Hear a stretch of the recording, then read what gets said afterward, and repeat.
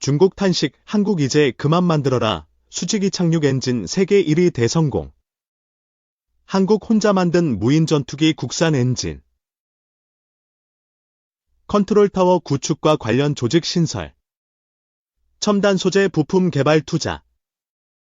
범부처 법체 간 긴밀한 협력 필요. 지난 8월 27일 국방부는 2025년도 국방예산안을 발표했다. 사상 처음으로 60조 원을 넘긴 국방예산안에는 한국형 초음속 전투기 KF-21 최초 양산에 필요한 1.1조 원도 반영됐다. 이번 달 국회 본회의 심의가 통과될 경우 우리나라는 2026년 전 세계에서 독자 개발 전투기 양산에 성공한 8번째 국가 반열에 오르게 된다. 2001년 김대중 대통령이 공군사관학교 졸업식에서 최신 국산 전투기 개발을 선언한 지 25년 만의 일이다. 이는 대한민국 K방산의 기념비적 사건이자 국가적 쾌거가 아닐 수 없다. 나아가 전 세계의 4.5세대 전투기 중 가장 최신형인 KF-21을 본격 양산하고 이를 플랫폼으로 스텔스 5세대 유무인 복합 및 AI 전투기 6세대로 진화할 경우 향후 수십 년간 대한민국 K방산을 대표하는 수출 주력 제품이 될 수 있을 것으로 기대된다. 그럼에도 불구하고 향후 KF-21 전투기의 글로벌 시장 진출을 위해서는 또 하나의 커다란 해결 과제가 남아있다. 바로 전투기의 심장이라 불리는 첨단 항공 엔진을 독자 개발하는 일이다. KF-21 최초 양산에는 미국 지휘사의 F-414 엔진이 탑재될 예정이다. 대당 가스터빈 엔진 2기가 포함되는 상발 엔진으로 전투기 양산 단가의 약 15에서 20%를 차지한다. 수출이 되더라도 값비싼 로얄티 지불과 수익 저하, 납기 지연 가능성 등을 감수해야 하는 구조다. 더 큰 문제는 해외 수입 엔진을 KF-21에 계속 장착할 경우 미국 정부의 건건이 수출 승인을 받아야 한다는 점이다. 물론 동맹국인 미국이 향후 KF-21 전투기 엔진 수출 승인을 거부할 가능성은 높지 않아 보인다. 그렇지만 글로벌 전투기 시장에서 자국 F-16V 전투기의 강력한 경쟁자로 떠오른 KF-21 엔진 수출 승인을 쉽사리 해주리란 보장도 없다. 미국 입장에선 자국 경쟁 제품이 없는 T-50 고등 훈련기에 대한 엔진 수출 승인과는 전혀 다른 얘기가 될 수 있다. KF-21 개발에 성공한 한국 정부도 이에 대한 고민이 적지 않은 게 사실이다. 다행스럽게도 최근 KF-21 전투기 양산 추진에 따라 그동안 불가능하다고 생각했던 첨단 항공 엔진 개발의 속도가 붙고 있음은 매우 반가운 일이다. 말 그대로 KF-21 양산과 연계한 항공엔진 독자 개발은 자주 국방력 제고와 함께 K방산의 지속가능성 확보를 위한 미래 먹거리 사업이기 때문이다. 물론 최첨단 항공엔진 독자 개발은 KF-21 전투기 개발 이상으로 어려운 일이다. 우선 전투기 엔진은 국제규정상 미사일처럼 타국으로의 기술 이전이 절대 불가능하다.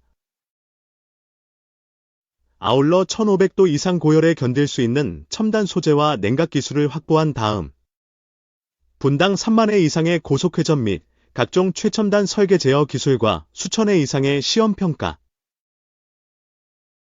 국제 기준의 가망 인증을 통과해야 비로소 개발이 가능한 국방 첨단 기술의 끝판왕이기 때문이다.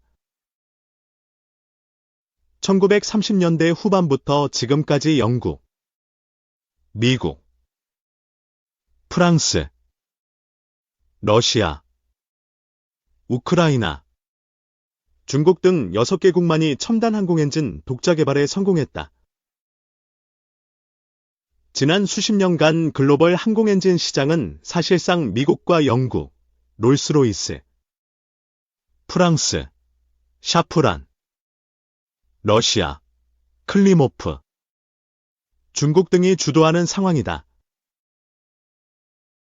우리나라가 이러한 모든 난관을 극복하고 첨단 항공 엔진 독자 개발에 성공할 경우 그 가치는 상상을 초월할 것으로 보인다. 먼저, 첨단 항공 엔진 독자 개발은 명실공히 우리나라 자주 국방력 강화에 또 다른 상징적 지표가 될 것이다. 전 세계 6개국 외에 심지어 독일과 일본, 인도, 이스라엘도 독자 개발하지 못한 첨단 항공 엔진 개발의 의미는 결코 적지 않다. 명실공히 K방산이 글로벌 방위산업 강국 대열에 진입하는 중요한 이정표가 될 수 있다. 국방과학기술 측면에서 우리나라는 2015년 이후 지금까지 세계 9위 수준에 정체되어 있다. 우리가 첨단 항공 엔진 독자 개발에 성공한다면 아직 성공하지 못한 이스라엘, 7위과 일본, 8위를 제치고 세계 7위 국방과학기술 국가로 부상할 수도 있다. 2021년 기준 우리나라 방산부품 국산화율은 77.2% 수준이고 그 중에서도 항공 분야 주요 구성품 국산화율은 45.4%에 그치고 있다. 이에 따라 첨단 항공 엔진 독자 개발은 K방산 국산화율을 선진국 수준으로 끌어올리는 데에도 크게 기여할 수 있다. 둘째, 첨단 항공 엔진 개발은 차세대 K방산 미래 먹거리 확보를 가능케 할 것이다. 예정대로 약 5조 원을 투자해 2030년대 후반 전투기 엔진 개발에 성공할 경우 더 이상 해외로부터의 수입은 필요치 않게 된다. 국내 전투기 엔진 시장은 2050년까지 약 10조 원 규모로 추정된다. 이는 우리나라가 개발 예정인 KF-21 스텔스 전투기 5세대와 TFA-50 성능 개량, 무인 전투기, AI 전투기 6세대, 엔진 등을 포함한다. 말 그대로 첨단 항공 엔진 개발은 향후 10조 원 이상의 국내 전투기 엔진 시장을 국산으로 대체함으로써 막대한 해외 수입 비용을 절감할 수 있다는 의미다. 이뿐만이 아니다. TFA-50 성능 개량 버전과 KF-21 스텔스 전투기 5세대를 중심으로 글로벌 시장 진출에 성공할 경우 독자 엔진 수출에 따른 매출 규모는 더욱 커질 수 있다. 종합해보면 우리나라가 첨단 항공 엔진 개발에 약 5조 원을 투자할 경우 2050년까지 약 10조 원 규모의 해외 엔진 수입 비용을 절감함과 아울러 KF-21 수출 등에 따른 새로운 항공 엔진 시장 창출로 K방산의 지속 가능성 확보에 크게 기여할 수 있을 것으로 기대된다. 마지막으로 전투기 엔진 독자 개발은 우리나라 경제 전반에 상당한 경제적 파급 효과를 가져다 줄 것이다. 전투기 엔진 개발은 60종 이상의 첨단 소재 개발과 1만여 개 이상의 부품 생산을 포함한다. 소재로부터 부품, 장비, 체계에 이르기까지 대기업과 수백여 중소기업들이 참여하는 전투기 엔진 산업 생태계 조성이 가능하다는 얘기다. 향후 수송기와 민항기, 발전용 엔진 등으로 파급될 경우 민군을 아우르는 항공엔진 산업 생태계로 확장될 수 있을 것이다. 산업연구원에 따르면 2050년까지 KF-21, TFA-50, 무인 전투기 등의 국내외 수요를 고려한 첨단 항공엔진 개발의 생산 파급 효과는 최소 30에서 43조 원에 이를 수 있을 것으로 추정된다. 더 나아가 향후 6세대 AI 전투기와 민항기, 함정 및 발전용 엔진 등의 민간 파생형 엔진 개발을 고려할 경우 최대 94조 원까지도 가능할 전망이다. 여기에 첨단 항공 엔진의 특성상 향후 수십 년간 이를 수리, 정비, 운영 유지해야 하는 MRO 시장 창출은 덤이다. 가혹한 환경 조건에서 고속기동과 빠른 가속을 요구하는 전투기 특성상 엔진 수명은 매우 제한적이기 때문이다. 이처럼 첨단 항공엔진 개발은 타 산업 대비 높은 산업파급 효과에 더해 애프터마켓 수요에 따른 양질의 일자리를 제공해 줄 수 있다는 점에서도 매우 매력적이다. 지난 50여 년간 우리나라 K방사는 불굴의 자주국방 정신으로 무에서 유를 창조해왔다. 70년대 번개 사업으로부터 시작해 전차, 자주포, T-50, KF-21 전투기에 이르기까지 세계적인 방산 강국으로 자리매김했다. 최근 KF-21 전투기 개발 성공을 발판으로 3화 미래 글로벌 전투기 시장 석권을 위한 또 하나의 거대한 도전을 시작할 시점이다. 이제 주사위는 던져졌다.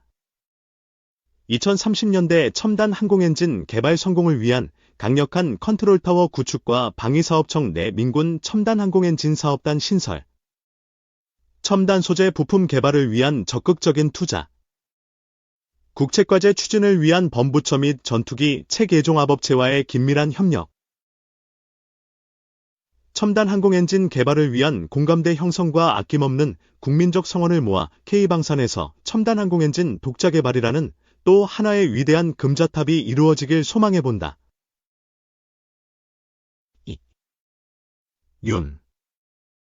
러 면전서 러북 불법 군사협력 중단해야. 미 우크라 장거리 무기 허용 한국의 사전 통보. 이에 앞서 브라질 G20 정상회의에 참석한 윤석열 대통령과 주요국 정상들은 러시아 면전에서 러북 군사협력을 강도 높게 비판했습니다. 대통령실은 미국이 우크라이나에게 장거리 미사일 사용을 승인하기 전 우리 정부에 미리 알려줬다고 밝혔습니다. 리오데자네이루에서 김정우 기자가 보도합니다. G20 정상회의장에 들어선 윤석열 대통령을 브라질 룰라 대통령이 악수로 맞이합니다. 곧바로 이어진 회의에서 러시아 외무장관 다음 발언 순서인 윤 대통령이 러북 군사협력을 비판하며 G20 정상들의 동참을 호소했습니다. 저는 러시아와 북한이 불법적인 군사협력을 즉각 중단할 것을 강력하게 촉구합니다.